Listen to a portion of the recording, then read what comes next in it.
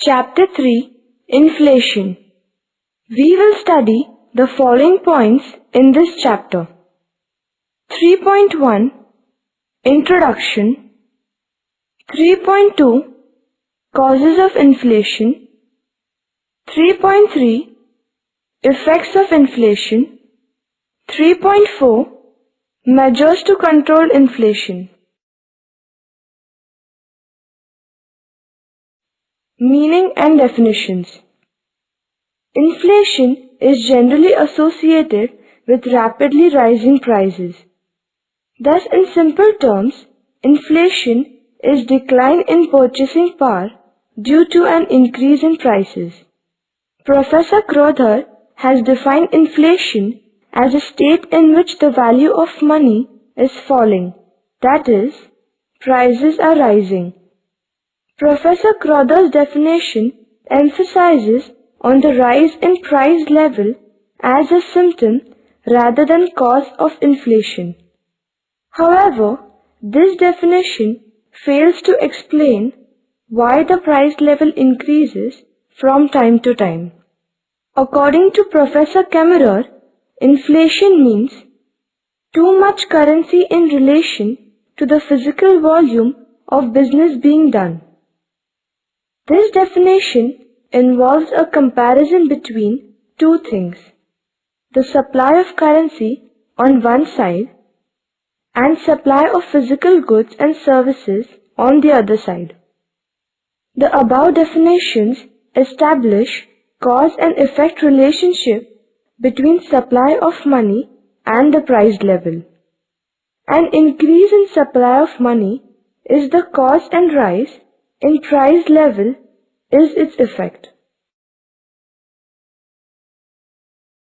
3.1 Introduction. Inflation is a global economic concept. If there is an increase in the price level, there is inflation. It results in the decline of value of money. 3.2 Causes of inflation. There are two main causes of inflation: increase in demand for goods and services, decrease in supply of goods and services. Increase in demand for goods and services. Demand for goods and services increases due to following factors. 1. Increase in public and private expenditure. Due to war, development policies, etc., public expenditure increases. It leads to an increase in demand for goods and services in the economy. An increase in private expenditure leads to a rise in demand for goods and services. 2. Increase in export. An increase in export reduces the stock of commodities available for home consumption. It creates a shortage of goods in the economy, so demand exceeds the supply. 3. Reduction in taxation. When taxes are reduced, there is an increase in the purchasing power of consumers, so demand increases. 4. Rapid growth of population. A rapidly growing population increases level of demand for goods and services in a country. 5. Deficit financing. Government meets the deficit by borrowing from the public and reserve banks, and also paying by printing currencies. This increases money supply in the economy. Therefore, demand and prices rise. 6. Availability of credit. Due to an easy availability of credit, consumer spending rises. It increases the demand for goods and services. All these factors lead to rise in demand for goods and services, which increases inflationary pressure. B. Decrease in supply of goods and services. Decrease in supply of goods and services takes place due to the following factors. 1. Shortage of factors of production. The shortage of some factors like land, labor, capital, etc. reduce the production of goods and services. It decreases the level of supply. 2. Industrial disputes. Industrial disputes result into strikes which may lead to lockouts. In such cases, industrial production falls and reduces its supply. 3. Natural calamities. Natural calamities like flood, drought, etc. adversely affects the supply of farm products and raw materials. 4. Lopsided production. More production of comforts and luxury goods reduces the supply of essential goods in the market and hence causes inflation. 5. Hoarding of goods. Hoarding is done by suppliers to earn more profit. It reduces the supply of goods at a particular point of time. It leads to rise in prevailing prices. Sometimes consumers tend to hoard goods, expecting prices to rise in the near future. This creates a shortage of goods and services in the market, so prices rise. Hence, decrease in supply is also responsible for inflation.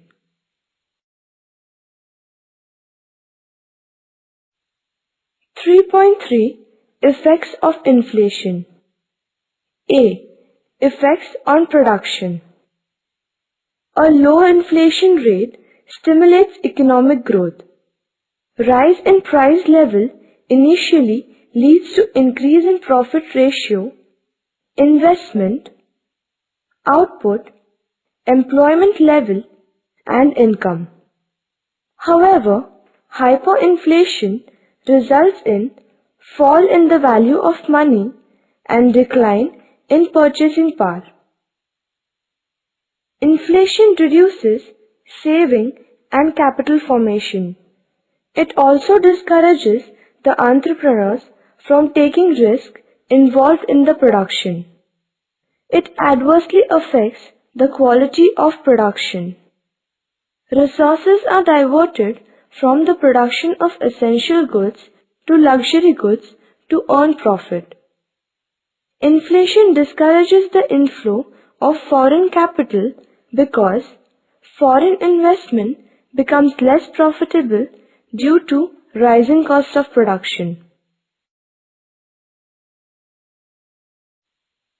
3.4 Measures to control inflation. A. Monetary measures. B. Fiscal measures. C. Other measures. A. Monetary measures. Inflation refers to excess money supply over the quantity of goods and services. Hence, monetary authorities aim at reducing excess money supply in an economy by using following measures. 1. Increase in bank rate. Bank rate refers to the rate of interest at which a central bank lends money to commercial banks. An increase in bank rate raises other interest rates. It discourages people to borrow money from various financial institutions.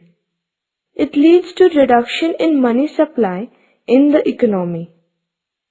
2. Sale of government securities in the open market. Sale of government securities by the central bank reduces cash with the commercial banks. It leads to a decrease in money supply in the economy. 3. Regulation of consumers' credit. Commercial banks provide consumer credit to buy durable goods like car, TV, etc. Such bank credit can be controlled by increasing down payment and reducing the number of installments. 4.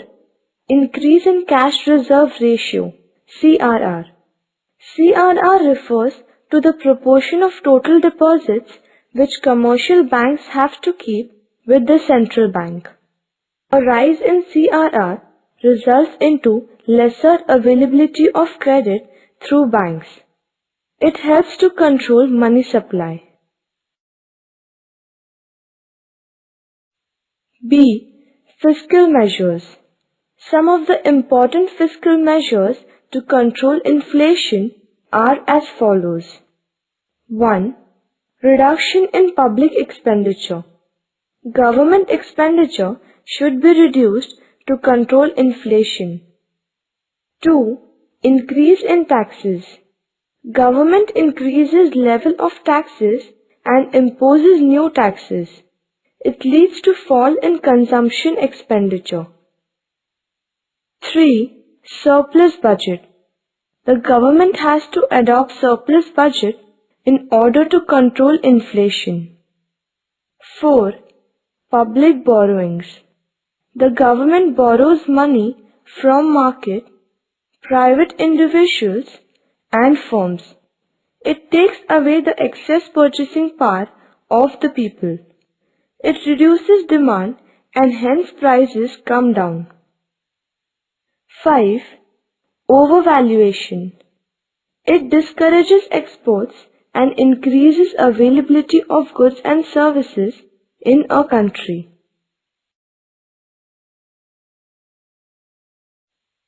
C. Other measures. It includes direct measures taken by the government to control inflation. They are as follows. 1. Expansion of domestic output so as to meet the ever-increasing demand. 2. Direct control of prices and rationing, that is, bringing down the upper limit beyond which prices would not be allowed to rise. 3. Adopting appropriate wage profit policy. 4. Publicity campaigns to appeal the people to control their expenditure. 5. Control of population growth. Hence, inflation is the situation of sustained upswings of prices. Beyond the full employment level, inflation becomes dangerous, so it has to be kept under control. B. Effects on distribution. Inflation leads to unequal distribution of wealth and income in the society. So rich becomes richer and poor becomes poorer. Entrepreneurs earn more profit. It is because selling prices rise faster than the cost of production. However, fixed income earners like pensioners, workers, salaried persons, etc. are adversely affected by inflation because their money income remains the same while the value of money falls. People who invest their money in equity shares are the gainers because of rising prices. However, those who invest in fixed income earning assets like bonds and deposits are the losers because their money income remains the same. Generally, debtors are the gainers because they repay less purchasing power than before when they return the debt. On the other hand, creditors lose as they receive less in terms of real income. During inflation, big farmers are the gainers because prices of agricultural goods rise. However, small farmers do not gain much as the major portion of their produce is kept for self-consumption. C. Non-economic effects. Inflation widens the gap and creates social conflicts between the rich and poor. Due to inflation, some businessmen resort to adulteration, hoard, quality deterioration, etc. Thus, inflation adversely affects more values. Inflation leads to corruption, which reflects in political uncertainties. Thus, inflation has far-reaching consequences on an economy.